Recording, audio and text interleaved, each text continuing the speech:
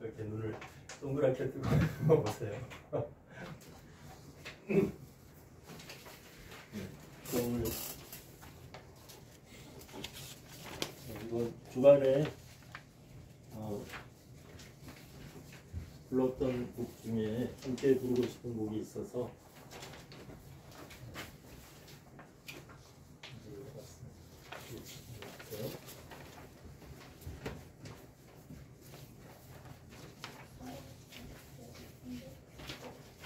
네, 밖에 사모님도 한 장 읽으시면 좋겠네요. 네.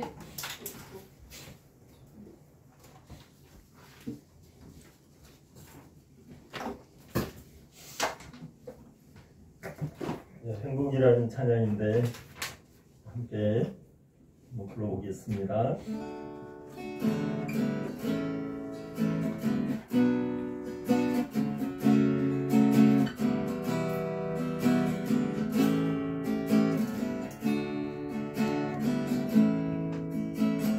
화려하지 않아도 정결하게 사는 삶, 가진 것이 적어도 감사하며 사는 삶, 내게 주신 작은 힘 나눠주며 사는 삶, 이것이 나의 삶의 행복이라오. 눈물 날 일 많지만 기도할 수 있는 것 억울한 일만이라 주를 위해 찾는 것, 비록 짧은 작은 삶 주 뜻대로 사는 것, 이것이 나의 삶의 행복이라고. 이것이 행복이라고. 세상은 알 수 없는 하나님 선물, 이것이 행복이라고.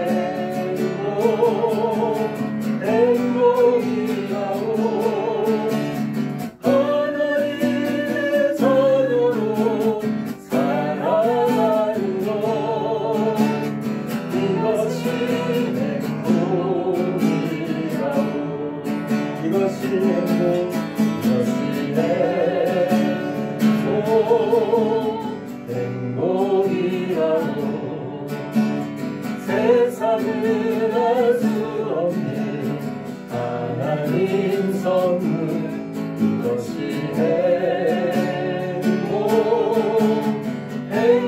행복이라고. 하나님의 자녀로 살아가는 것, 이것이 행복이라고.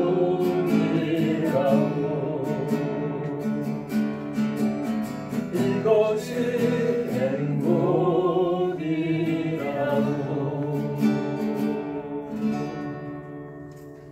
아멘.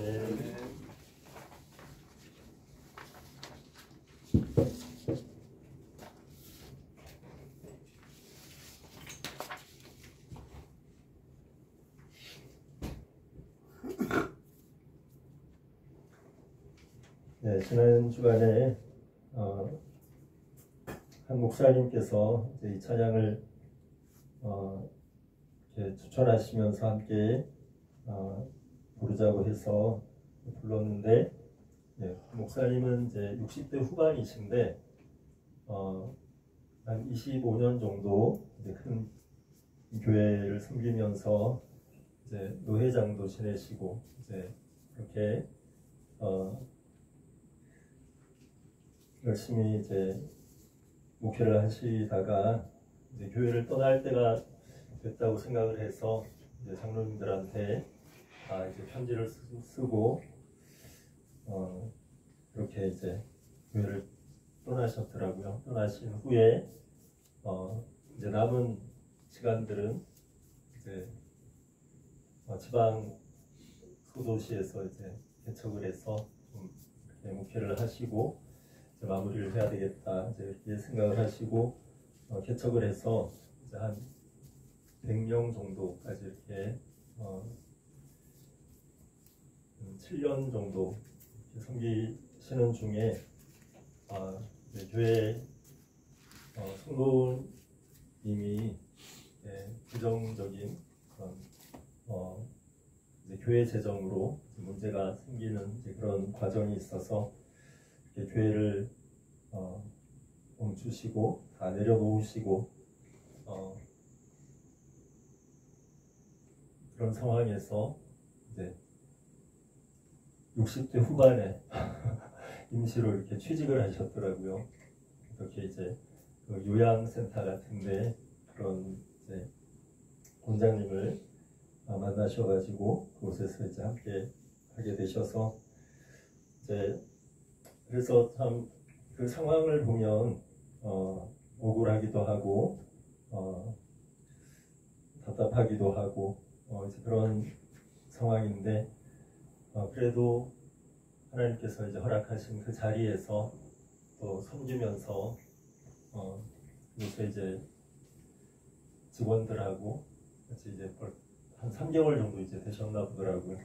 그런 생활 가운데 이렇게 섬기니까 또 함께하는 분들이 이렇게 행복해하고 또 그 소소한 일상 속에서 하나님이 주시는 은혜가 있다고 정말 그런 또 일을 허락하셔서 이렇게 바쁘게 살아가니까 지금 사실 당한 그 과정은 참 어려운 과정인데 그럼에도 불구하고 그렇게 일을 하면서 함께 시간을 보냄으로써 그 어려움을 이겨나갈 수 있는 은혜가 있다고 하시면서 이제 찬양 고백하시면서 상황은 어떠하든지 정말 하나님의 자녀로 살아가는 것 그 자체가 행복인 것 같다. 이제 그런 고백을 하시는 것을 이제 들었습니다. 그래서 이 찬양이 마음에 다가와서 뭐 부르고 오늘 아침에도 이렇게 제가 부르니까 또 주현이가 피아노를 그냥 막 이렇게 치더라고요. 그래서 같이 또 피아노 맞춰서 불러보기도 하고 그랬는데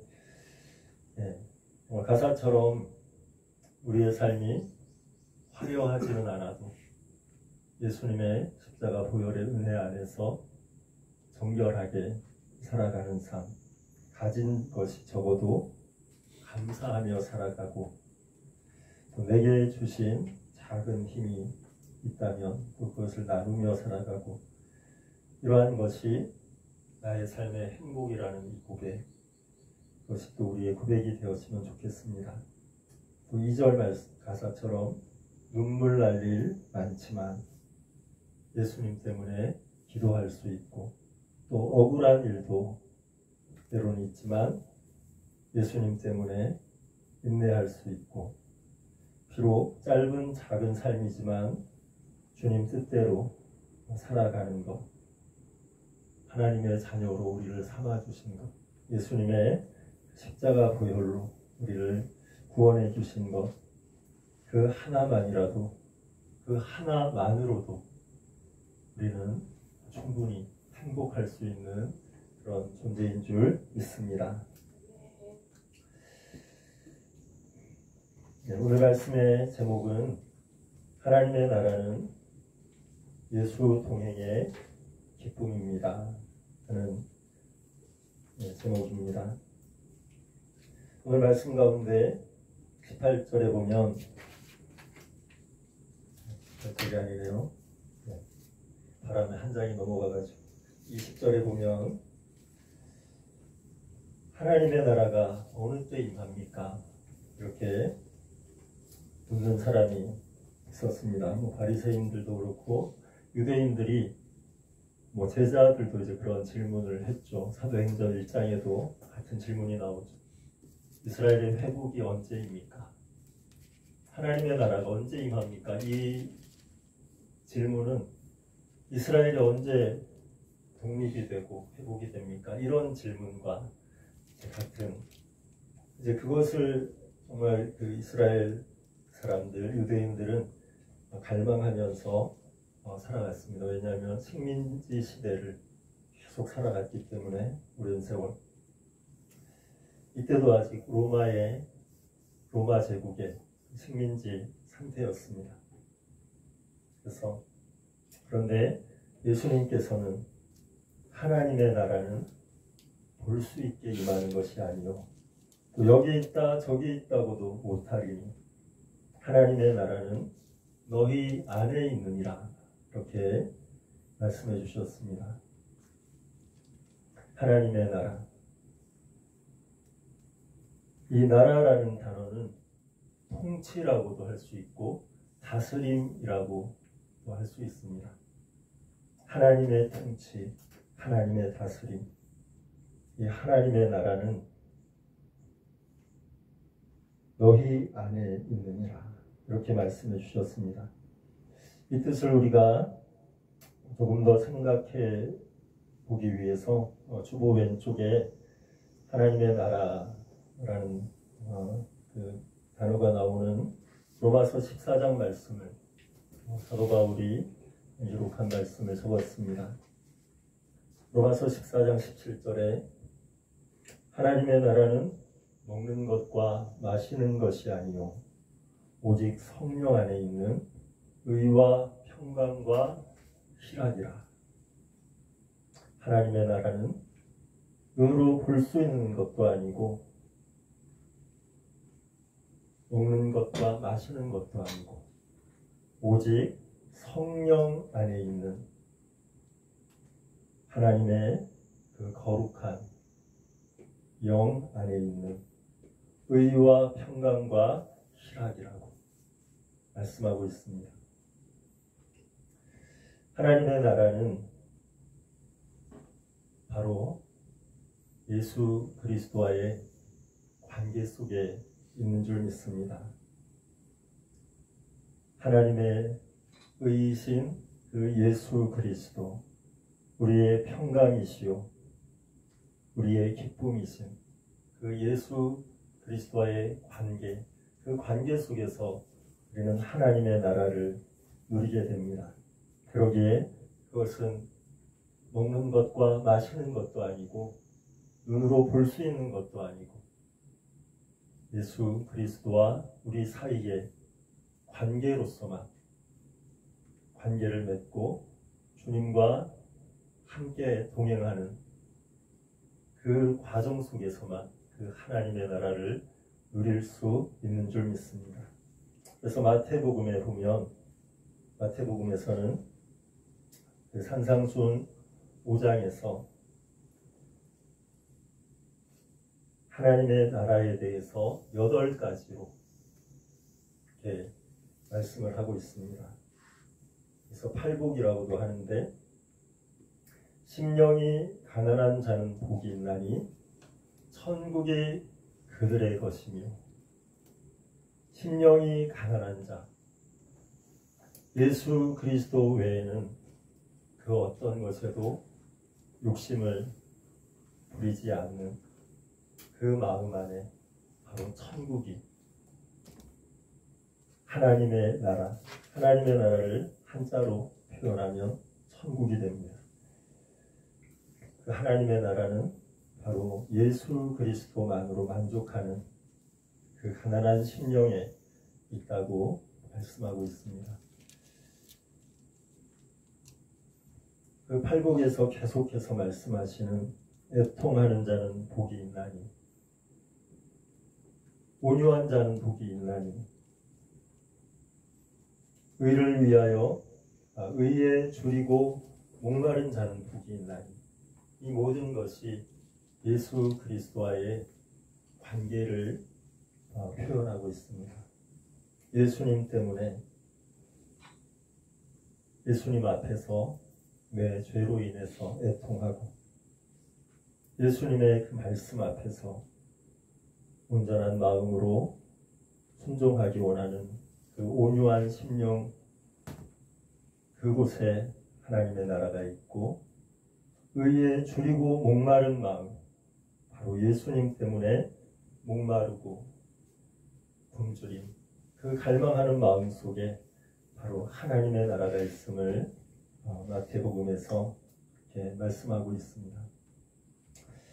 바로 이와 같이 하나님의 나라는 볼 수 있는 것도 먹는 것과 마시는 것도 그 어떤 이익을 위한 그 노력 속에 있는 것이 아니라 예수 그리스도와의 관계 속에 우리의 구원을 위해 하나님께서 보내주신 예수 그리스도 그 십자가의 그 구원의 은혜 속에 바로 하나님의 나라가 있음을 예수님께서는 말씀해 주기를 원하시는 줄 믿습니다. 우리의 삶이 지금도 우리에게 주어져 있고 앞으로 얼마가 될지 모르지만 우리의 삶은 언젠가 종말의 때를 맞이하게 될 것입니다. 22절부터 나오는 말씀 속에 예수님께서는 그 하나님의 나라가 너희 안에 있는데 또한 우리가 기억해야 될 것은 우리의 존재가 마지막이 있다는 것을 기억해야 됨을 말씀하고 있습니다. 그래서 우리에게 허락하신 그 시간들 속에 그 시간 안에 예수님과의 관계 속에서 하나님의 나라를 누리기를 주님께서는 말씀하시면서 22절 이하에 인자의 날이라는 이 말씀을 통해서 우리의 마지막 때를 생각하라고 어쩌면 경고와 같은 말씀을 해주십니다. 22절에 때가 이르리니 너희가 인자의 날 하루를 보고자 하되 보지 못하리라. 여기서 인자의 날이라는 것은 구약에서 계속 예언했듯이 인자가 와서 심판하는 날을 이야기합니다. 우리의 삶은 마지막이 있고 끝이 있습니다. 그리고 그 끝에는 심판이 있습니다. 히브리서 9장 27절에서 한 번 죽는 것은 사람에게 정하신 것이요 그 후에는 심판이 있을 것이라고 말씀하십니다. 우리의 삶은 끝이 있고 그 끝에는 반드시 심판이 있음을 말씀하고 계십니다. 그래서 오늘 말씀에 보면 이미 이전에 있었던 심판의 날들에 대해서 예수님께서는 말씀해 주십니다. 그 심판의 날들은 아까 원장님께서 기도하실 때 노아의 홍수를 말씀하셨는데 그 노아의 홍수도 인류를 향한 하나님의 심판이었습니다. 그래서 26절에 보면 노아의 때에 된 것 같이 인자의 때에도 그러하리라. 노아의 때에 홍수로 심판하신 것 같이 인자의 때에도 예수님께서 다시 오시는 그날에도 심판이 임할 것이라고 말씀하고 있습니다. 그리고 28절에는 롯의 때 그때도 심판이 있었죠. 소돔과 고모라 그 성에 어떤 심판이 있었습니까? 29절에 보면 롯이 소돔에서 나가던 날에 하늘로부터 불과 유황이 비오듯 하여 그들을 멸망시켰느니라. 노아의 때는 홍수의 심판이었는데 롯의 때에는 불과 유황의 심판이었습니다. 하늘에서 비가 내린 것이 아니라 불이 떨어졌습니다. 유황불.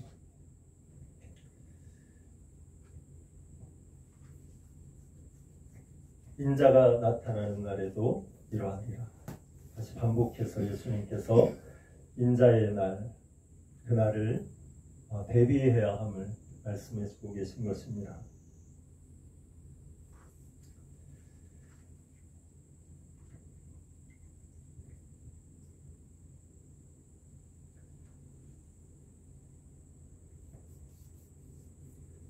27절과 28절에 보면 비슷한 표현이 두 번 나옵니다. 노아가 방주에 들어가던 날까지 사람들이 먹고 마시고 장가들고 시집가더니, 이런 표현이 나오고, 28절에도 사람들이 먹고 마시고 사고 팔고 심고 집을 짓더니, 어떻게 보면 사람이 살아가면서 일상적으로 하는 그런 일들입니다. 우리도 지금 살아가면서 먹고 마시고 장가가고 시집가고 사고 팔고 또 심고 농사짓죠. 그리고 집도 짓고, 이렇게 하루하루 일상을 살아가는데, 그런데 호련히 갑자기 심판이 임하는 날이 임했다는 거죠. 노아의 홍수도, 그리고 롯의 때의 그 유황불도, 사람들은 그것이 홍수가 날 것이라고, 아니면 유황불이 떨어질 것이라고, 그런 심판이 임할 것을 아무도 알지 못한 채 그렇게 하루하루 하나님과 상관없이 그렇게 살아갔음을 보여주고 있습니다. 예수님께서는 34절에서 이렇게 말씀하십니다. 내가 너희에게 이르노니 그 밤에 둘이 한자리에 누워 있으면, 그 밤이라는 것은 인자의 날, 예수님이 임하시는 그날을 얘기합니다. 그날을 아무도 알 수 없습니다. 도적과 같이 그날이 임할 것입니다. 그런데 그날, 그 밤에 둘이 한자리에 누워 있음에 하나는 데려감을 얻고 하나는 버려둠을 당할 것이요, 한 사람은 구원을 받게 되고 한 사람은 남아서 그 멸망의 심판을 받게 될 것이라고. 그날이 언제일지 모르지만 반드시 그날이 임할 것이고, 그날에 한 사람은 버려둠을 당하고 한 사람은 데려감을 얻어 구원을 받게 될 것을 말씀하십니다. 35절에도 두 여자가 함께 맷돌을 갈고 있음에, 똑같은 일을 하고 있어요. 아까도 두 사람이 같이 자려고 누워 있는데 똑같은 상황인데 한 사람은 데려감을 당하고 한 사람은 버려둠을 당하는 거죠. 이번에도 두 여인이 맷돌을 함께 갈고 있어요. 한 사람 맷돌을 돌리고 한 사람 맷돌 구멍에다가 곡식을 넣고 있었겠죠. 똑같은 일을 하고 있는데 한 사람은 데려감을 당하고 구원을 받고 한 사람은 남아서 심판을 받게 되는. 그리고 36절에는 없음이라고 되어 있는데, 여기 밑에 1번이라고 되어 있죠. 36절에 1번 가로 이렇게 되어 있는데, 성경 밑에를 보면 어떤 고대 사본에는 36절에 이렇게 기록이 되어 있다고 합니다. 두 사람이 밭에 있음에 하나는 데려감을 당하고 하나는 버려둠을 당할 것이요. 마찬가지죠. 밭에서 두 사람이 똑같은 일을 하고 있는데 한 사람은 구원을 받아 데려감을 당하고 한 사람은 남아서 심판을 받게 되는. 이것을 통해서 예수님께서 말씀하시기를 원하시는 것은 그날이 올 것이다. 인자의 날이 올 것인데, 그날이 올 것임을 기억하라는 것입니다. 우리에게 그날이 다가옴을 기억하라는 것입니다. 기억하고 깨어 있어서, 그럼 어떻게 해야 되겠습니까? 우리가 어떻게 해야 구원을 받습니까?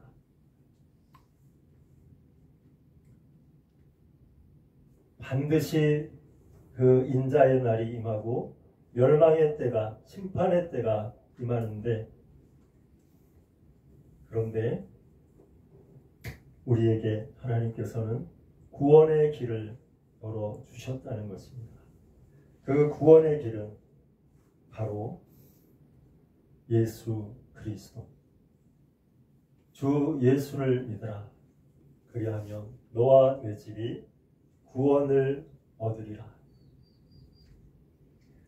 하나님이 세상을 이처럼 사랑하사 독생자를 주셨으니 이는 그를 믿는 자마다 멸망하지 않고 영생을 얻게 하려 하심이라. 하나님께서 우리에게 준비하신 그 구원의 길은 오직 예수 그리스도를 믿는 것입니다.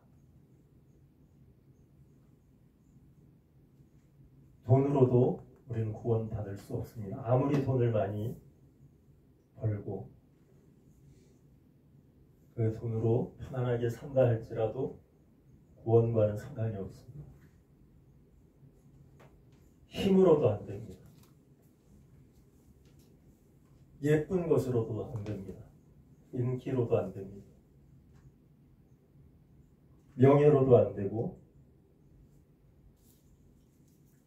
오직 예수 그리스도를 믿는 그 예수님과의 관계 속에서만 구원을 얻을 수 있고, 그 예수님과의 관계가 바로 하나님의 나라라고 주님은 말씀하고 있습니다. 하나님의 나라는 먹는 것과 마시는 것이 아니요 오직 성령 안에 있는 의와 평강과 희락이라. 예수님과의 관계 속에서 우리는 의와 평강과 희락, 기쁨,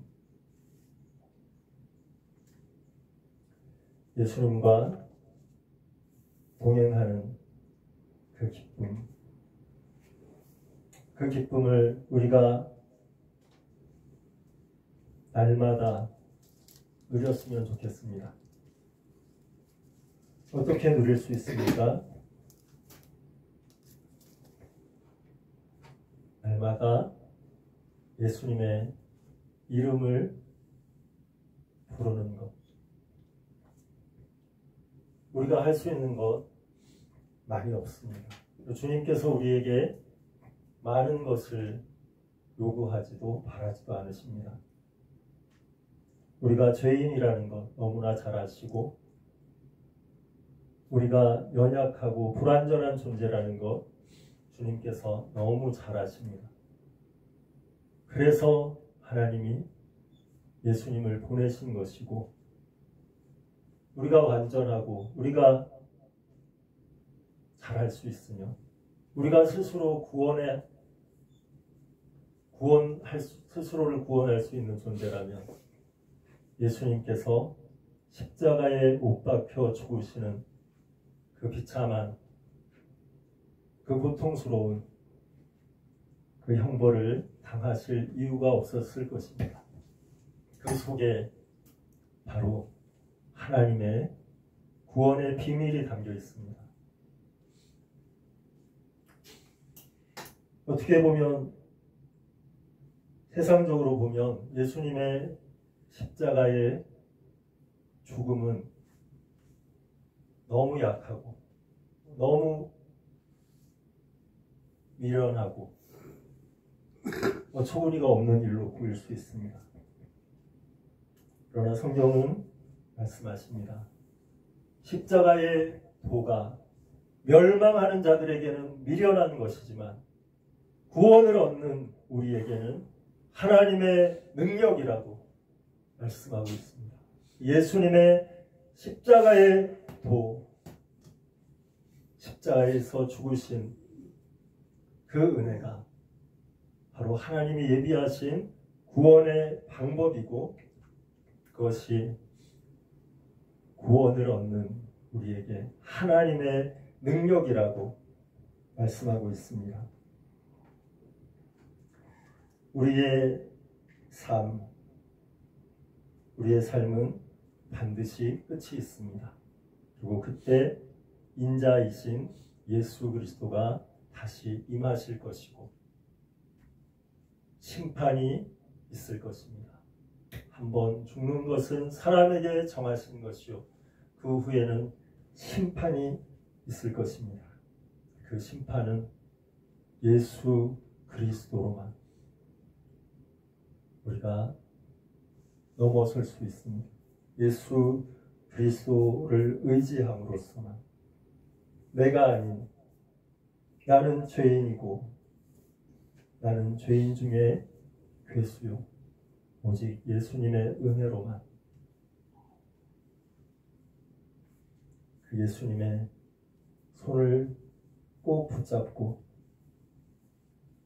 주님을 의지함으로써만 우리는 구원을 받을 수 있음을 기억하면서 날마다 주님, 저는 주님 없이는 살 수 없는 존재입니다.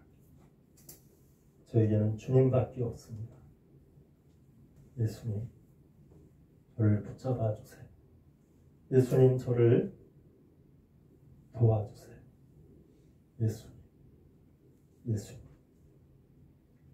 예수님 사랑합니다.